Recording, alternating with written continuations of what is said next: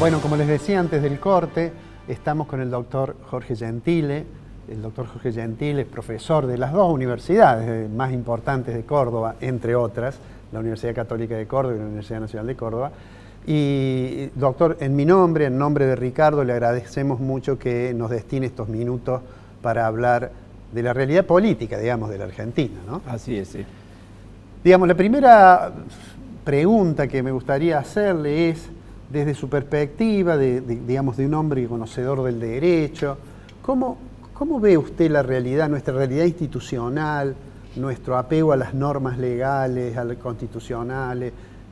¿Cómo está viendo esta coyuntura que vive la Argentina? Bueno, como en todas las cosas, ¿no es cierto?, hay dos miradas, ¿no es cierto? Una, tenemos la suerte de festejar este año los 40 años de democracia.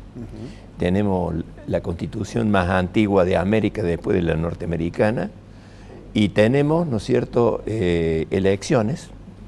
Próximamente estamos viviendo un año electoral, ¿no es cierto?, aplicando las normas de la Constitución. Pero lamentablemente, ¿no es cierto?, tenemos que decir que estamos viviendo una crisis política muy grave. O sea, no ha podido la Argentina adaptarse al siglo XXI. No solamente porque los cambios que se han producido muy vertiginosamente no han sido debidamente receptados, sino tampoco porque no hemos tenido la formación de líderes o de dirigentes que pudieran reemplazar a los antiguos líderes del siglo pasado.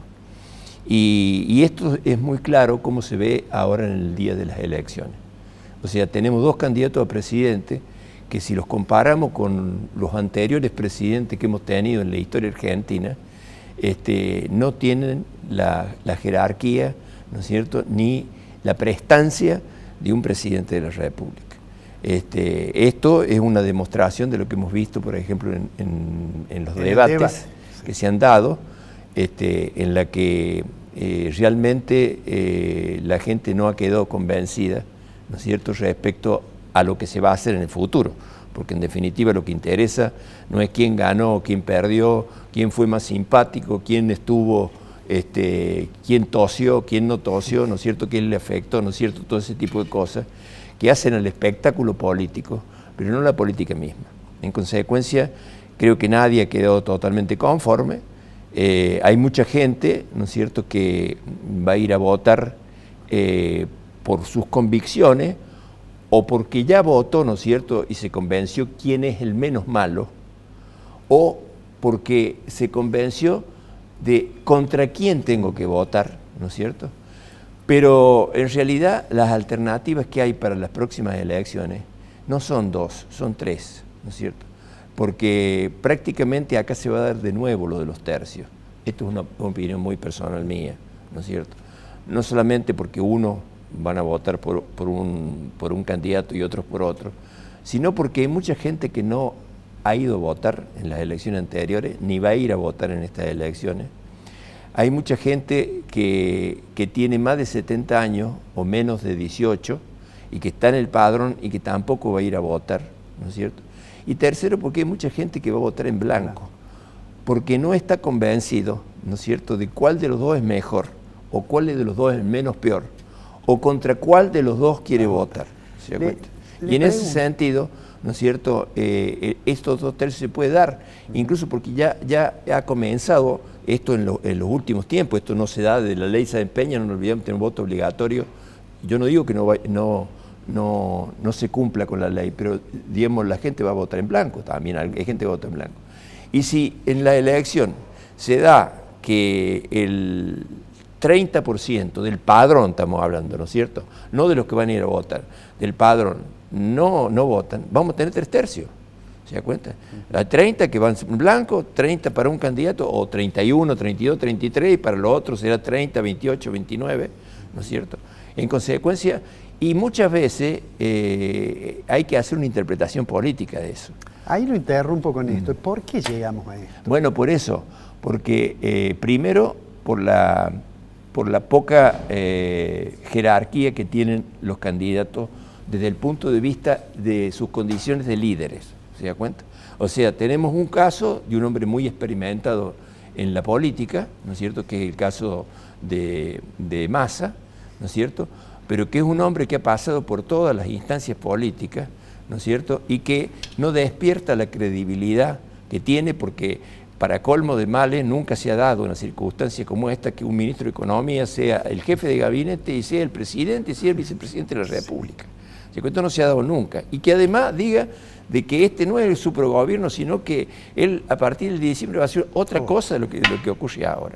¿Se da cuenta? Eso por un lado. Y por otro, una persona totalmente nueva que llega y que demuestra, ¿no es cierto?, especialmente en los debates, de que es un hombre que no tiene la agilidad, ¿no es cierto?, ni la forma de actuar de un político. No estamos hablando de que él a lo mejor podrá saber de economía, podrá saber de otras cosas, pero muchas veces no sabe de política. Entonces, por ejemplo, le voy a dar en el debate, ¿no es cierto?, una explicación, ¿no es cierto?, cuando él dice de que no vamos a negociar, ¿no es cierto?, con China o con Brasil, ¿no es cierto? Y cuando le preguntan, ¿pero cómo? ¿Y no vamos a vender más? ¿No vamos a importar? Claro, no, pero es un problema de los particulares. Bueno, oiga, la política, ¿no es cierto?, está mezclada con las cosas de los particulares. Entonces, no se puede, digamos, romper esas dos cosas. O por lo menos explique cómo las va a conjugar a las dos, ¿no es cierto? Porque uno puede seguir teniendo relaciones con los otros países y yo puedo tener, por ejemplo, una discrepancia política con China respecto a lo que está pasando en Ucrania o lo que está pasando en la India, y sin embargo le sigo vendiendo, ¿se da cuenta? Y me sigue comprando, ¿se da cuenta? Por eso toda esa explicación es muy confusa. Incluso, por ejemplo, cuando le preguntaron sobre el tema de la seguridad, una cosa totalmente teórica, ¿por qué no dijo nada respecto de lo que pasó, ¿no es cierto?, con el manejo que han hecho con los sistemas de inteligencia, ¿no es cierto?, en los últimos tiempos que se han descubierto, manejo político que se ha hecho de eso?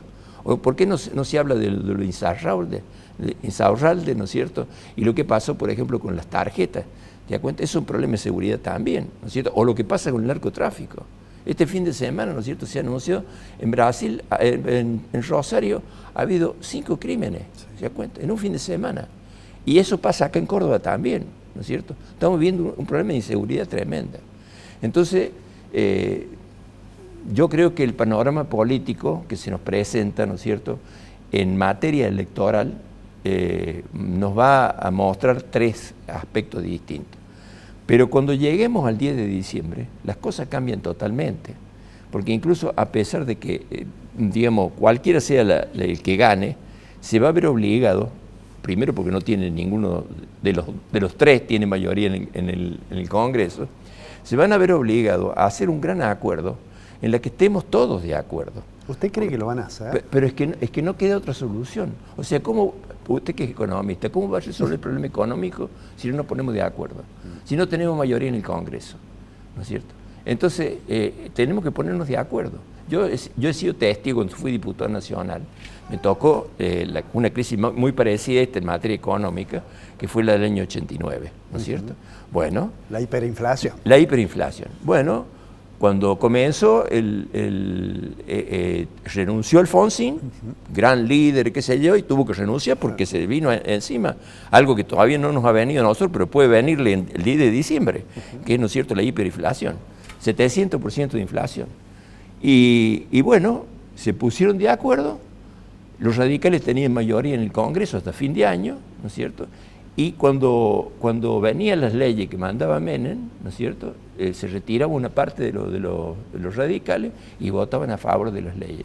Se pusieron de acuerdo en eso, se pusieron de acuerdo con el tema de la convertibilidad y se resolvió el problema. Digamos, durante unos cuantos años se resolvió, después se complicó, pero se complicó no por el acuerdo eso, sino por otras cosas, ¿no es cierto? Pero hoy día, digamos, no hay otra posibilidad. Y no estamos hablando del gobierno, de la apertura que quiere hacer Massa, porque Massa lo que quiere durante las elecciones es sacar votos radicales, ¿no es cierto? Por ejemplo, una de las cosas que dice, ¿no es cierto?, hay que insistir con la educación pública, pues saben los radicales de franja morada, qué sé yo, con eso lo va a conseguir. Él estudió en la Universidad de Belgrano y tardó 21 años en recibirse. Se lo dijo el otro día, se lo dijo mal, porque le dijo 20, eran 21 años que tardó en recibirse. Y ahí había aranceles, ¿no es cierto? Claro, sí, es privado. Bueno, por eso le quiero decir, entonces, no es ese pacto. El pacto es que tienen que hacerlo los dos. Lo tiene que hacer Milei y lo tiene que hacer ¿cómo se llama? Massa, y lo tiene que hacer Cristina y lo tiene que hacer Macri. ¿Se da cuenta? Tenemos que ponernos de acuerdo porque esto no se soporta más. Oiga, nos han dicho ayer que el índice de inflación del mes es el 8,3%. Sí. Usted pregúntele a su señora o pregúntele a los que van al supermercado o a la verdulería si es cierto que aumentaron el 8% las cosas. ¿Se da cuenta? Es una mentira. ¿Se da cuenta? Ya que usan esa palabra tan ofensiva como la palabra mentira, a mí no me gusta decirla, ¿no es cierto? Pero eso no es cierto. No es cierto. Estamos viviendo una crisis muy grande y la solución política, digamos, que se tiene que dar después de los días de elecciones, ahora hay que tratar de ganar la elección. Ahora hay que tratar de sacarle voto a uno, trata de sacar el voto al otro, que la gente no vote en blanco, todo lo demás. Pero cuando lleguemos, ¿no es cierto?, vamos a tener que ponernos de acuerdo todos. Porque, digamos, un problema de hiperinflación o de graves políticas de seguridad, como algunos de los ejemplos que he puesto yo, y que no hace falta seguir poniendo de ejemplos porque acá en Córdoba lo estamos viviendo. La gente que en los barrios, ¿no es cierto?, no tiene policía, no le alcanzan los policías, ¿no es cierto?, para cuidar, que tienen todas las casas enrejadas, ¿no es cierto? Y bueno, estamos viviendo una crisis muy grave. Y políticamente, digamos, si queremos buscar una solución razonable, ¿no es cierto?, no hay otra solución que esta. No es que ocurrió en España, ¿no es cierto? En España hubo una crisis más grave que la que tenemos nosotros cuando terminó Franco. Y se pusieron de acuerdo la extrema derecha, los ex-franquistas, los demócratas cristianos, los socialistas y los comunistas, se pusieron de acuerdo e hicieron la transición. ¿Se da cuenta? Bueno, acá estamos en un problema no tan grave políticamente como allá, pero lo que primero que necesitamos, porque además la crisis no es económica, ni es de seguridad, ni es de salud solamente, porque también el tema de la escasez de medicamentos es otro problema bastante serio, ¿no es cierto? Y de médicos que se van de Mendoza que se van a trabajar a Chile, ¿no es cierto? Y todo esto nos crea muchos problemas, sino que el problema que tenemos nosotros es la crisis política, que es la confianza. Si no hay confianza, no hay posibilidad de resolver ninguno de esos problemas. Y la confianza tiene que ser confianza política. Doctor, a ver, ¿qué impresión tiene usted? ¿Usted tiene alguna idea de quién va a ganar la elección? No, porque está muy pareja la cosa. Pero yo le diría que va a haber un empate entre los tres. Con los que no van o votan en blanco. Y yo cuento, oiga, porque no es que la gente se olvida, no quiere, no le guste, la gente protesta, es una forma de protesta, claro. el no votar o el voto negativo. Y eso también va a haber que tenerlo en cuenta. Entonces, incluso cuando se llegue el acuerdo va a haber que buscar muchos personajes que no en la Argentina son muy importantes tenerlos en cuenta. Yo, por ejemplo, si quieren, le puedo decir, para ponerle un ejemplo, ¿no es cierto? Bueno, si yo fuera presidente y tuviera que consultar en materia económica, por ejemplo, yo no dejaría, por ejemplo, de hablarlo incluso usted que es economista, yo no dejaría de hablarlo a Caballo. Bueno, de hecho todos lo hablan. No, bueno, está bien, oiga, pero él no pertenece a ningún de los partidos que están en juego ni nada, pero es una persona que ha tenido una experiencia. Yo lo escucharía, no es que le voy a hacer lo que él me diga, ¿se da cuenta? Pero por eso le quiero decir de que no alcanza con juntar los dos grupos estos, también hay que juntar los otros, ¿se da cuenta? Hay mucha gente que no está, digamos, comprometida en eso y en la Argentina hay mucha gente capacitada. Bueno, puede ser que el que gane tenga la capacidad de generar ese espacio de consenso que usted dice. Así es. Doctor, le agradezco mucho. Después que pasen las elecciones, seguramente lo vamos a molestar de nuevo. Muchísimas gracias. No, gracias a usted.